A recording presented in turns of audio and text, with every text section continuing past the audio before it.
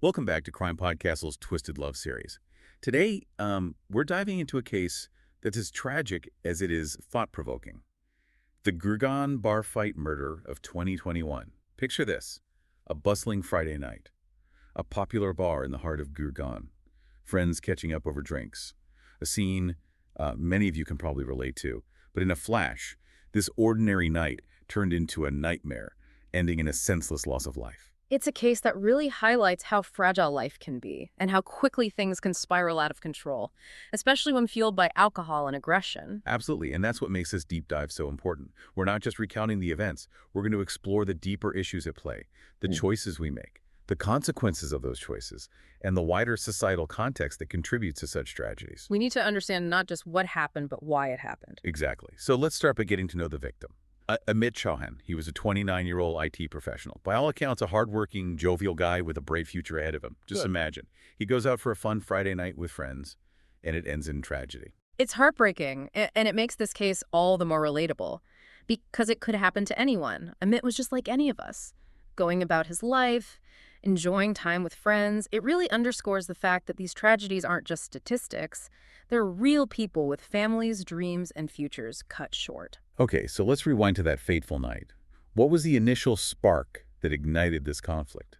It sounds like something incredibly minor, almost unbelievable. You're right. It all started with a spilled drink, a simple accident that could happen in any crowded bar. But instead of brushing it off, the situation escalated rapidly. It's almost like a domino effect, isn't it?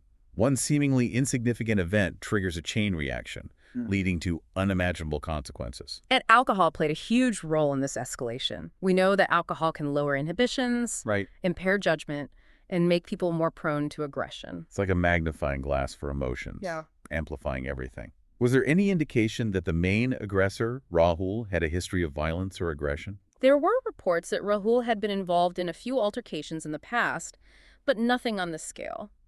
It seems that the combination of alcohol and the perceived slight of the spilled drink created a perfect storm. So it wasn't just a single factor, it was a convergence of circumstances that led to this explosion of violence. Did anyone try to step in and de-escalate the situation at this point? Witnesses described a chaotic scene with a lot of shouting and posturing. The bar staff might have been overwhelmed, or perhaps other patrons were hesitant to get involved, whatever the reason.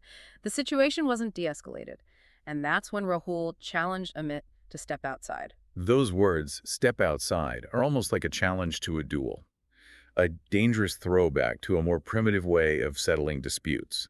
It signals a shift from verbal aggression to potential physical violence. And that's a critical point to consider. Why do we, even in this supposedly civilized age, still resort to violence to resolve conflicts?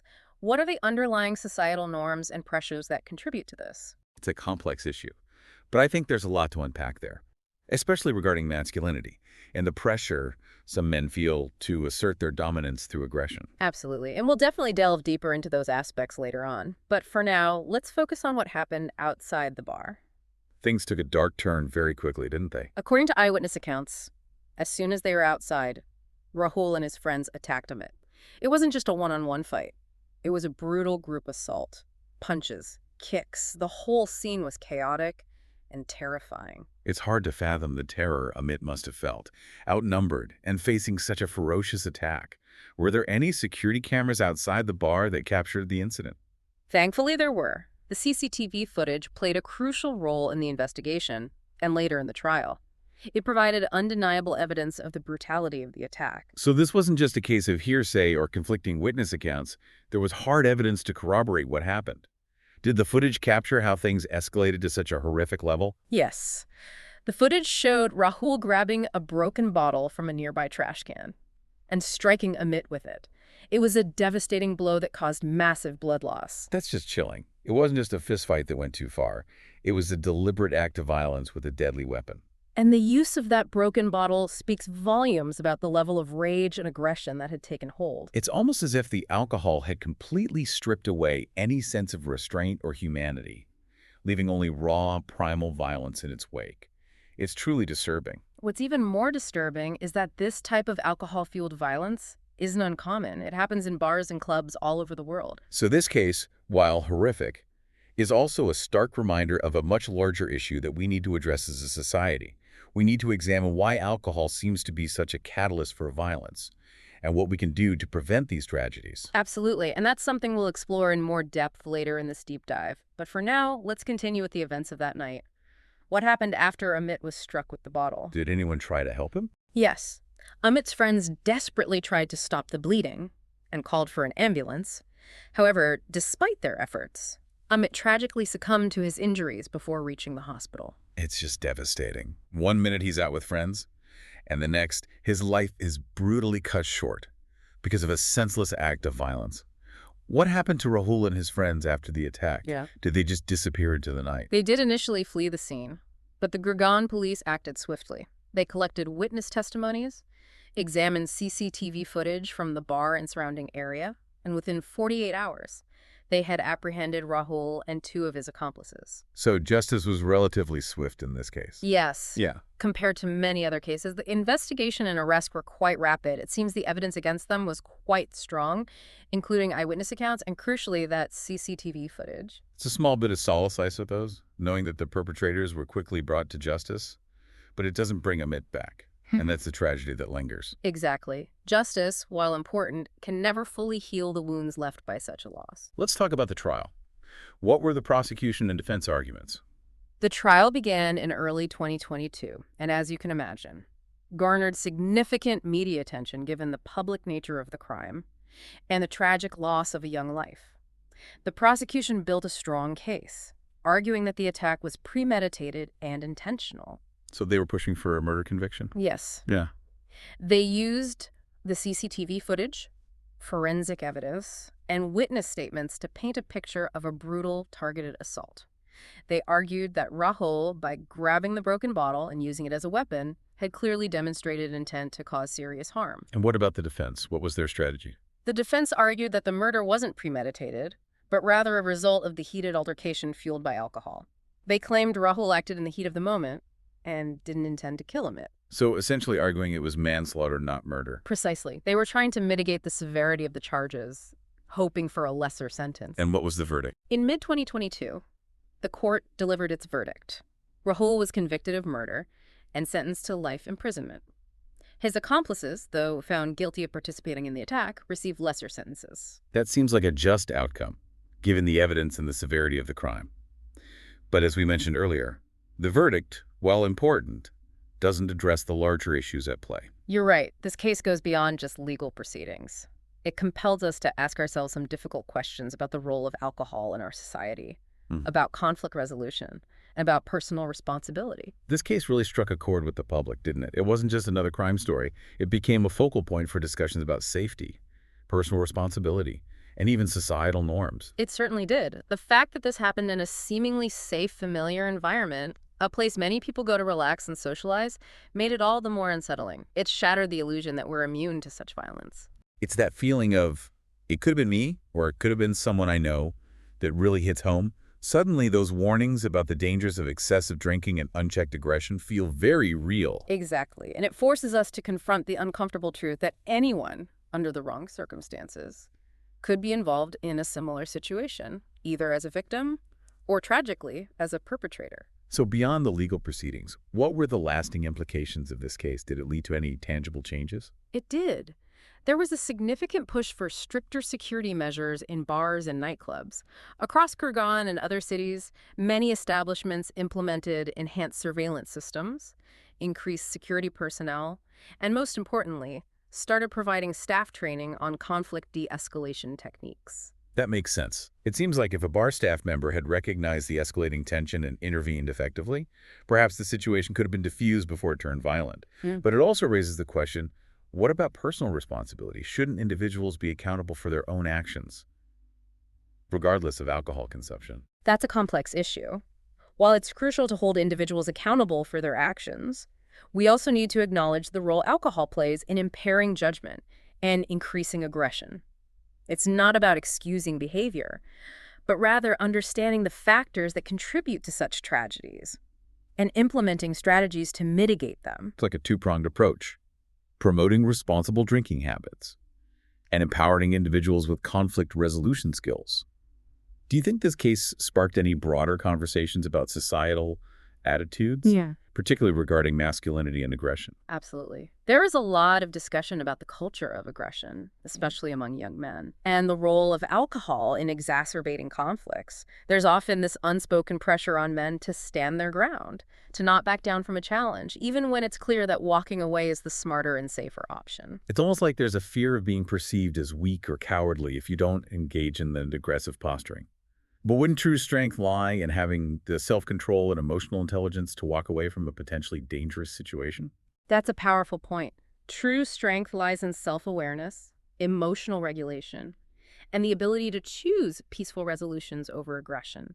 It's about challenging those outdated notions of masculinity that equate aggression with strength. It's about shifting the narrative from confrontation to resolution, from proving your toughness to demonstrating your maturity and emotional intelligence. Do you think there's a lack of education and awareness around conflict resolution skills, especially among young people? I think that's a key factor. Many people simply don't know how to de-escalate a situation, how to communicate assertively but nonviolently, or how to recognize the signs of escalating conflict and walk away before it's too late. So it's not just about teaching people to avoid physical altercations. It's about equipping them with the tools to navigate those difficult situations effectively, to communicate their needs and boundaries without resorting to aggression. It's about fostering emotional intelligence. Precisely. And it's about creating a culture where seeking peaceful solutions is valued more than proving your toughness through aggression. It's about changing the narrative, celebrating those who choose dialogue over violence. Speaking of changing the narrative, Amit's family played a significant role in advocating for change after his death, didn't they? They turned their unimaginable grief into a powerful force for good. They absolutely did. They channeled their pain and anger into a movement for change, working tirelessly to raise awareness about the devastating consequences of alcohol-fueled violence. They became vocal advocates for stricter regulations, better security measures in bars, and most importantly, education and awareness programs focusing on responsible alcohol consumption and conflict resolution. It's truly inspiring how they transformed their personal tragedy into a platform to try and prevent others from suffering the same fate. Did their advocacy efforts lead to any specific initiatives or programs? Yes, they worked closely with local authorities and community organizations to implement educational programs in schools and colleges, focusing on responsible alcohol consumption, conflict resolution, and anger management. They understood that real change requires a multifaceted approach, addressing individual behavior, social norms, and environmental factors that contribute to alcohol-related violence. It's a holistic approach that recognizes the complexity of the issue Yeah. and aims to tackle it from multiple angles. Yeah. It's about prevention, intervention, and creating a culture that values peace and respect. And their efforts are a testament to the human spirit's ability to find purpose and meaning even in the face of unimaginable loss. It's a reminder that even in the darkest of times, there's always hope for positive change. Their story is a powerful reminder that even one voice speaking out against injustice can make a difference. It's a call to action for all of us to be more mindful, more compassionate, and more proactive in building a society where such tragedies become less likely, not more. But how do we translate this awareness into tangible action? What can we as individuals do to promote peace, understanding, and respect in our daily lives? That's a great question, and it's one we'll delve into in part 3. So we've been dissecting this Gurgaon bar fight, and it's clear that this tragedy wasn't just an isolated incident. It brings up uncomfortable truths about our society, our relationship with alcohol, and the dangers of unchecked aggression. Yeah, it's a case that holds up a mirror to us all. It asks, what can we do as individuals and as a community to prevent these senseless acts of violence? How do we cultivate a culture that prioritizes empathy, respect, and peaceful conflict resolution? Those questions resonate long after the headlines fade, and they're questions that we each need to confront. At its core, it's about personal accountability. It's about making conscious choices, recognizing those early warning signs of a conflict escalating, and having the courage to intervene or simply walk away before things turn tragic. It's a stark reminder that our actions have consequences, consequences that can be devastating and permanent. And it underscores the fundamental truth that every life has value. Every person deserves to feel safe. And violence is never the answer.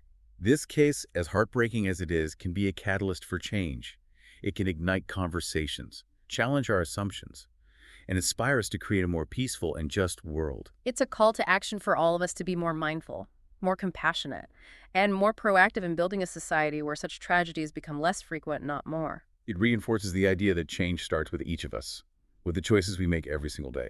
So as we wrap up our deep dive into this case, what can our listeners do? What concrete steps can they take in their own lives to foster peace, understanding, and respect? Oh, there's so much we can all do. Start by having honest conversations with friends and family about responsible drinking and healthy ways to manage conflict. Promote empathy and understanding in your daily interactions. If you see a situation escalating, don't be a bystander. Try to de-escalate it or seek help. Support organizations that are working to prevent violence and promote conflict resolution skills. Those are all powerful steps in the right direction. And remember, even small actions can have a ripple effect, creating positive change in your community and beyond. This case, while tragic, can be a wake-up call for all of us. It's a reminder that we all have a role to play in creating a safer, more peaceful world.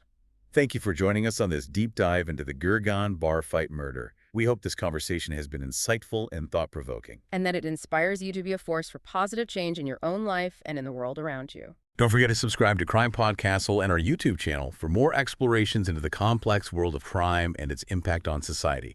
And if you found this episode valuable, please share it with others. Until next time, stay curious, stay informed, and stay safe.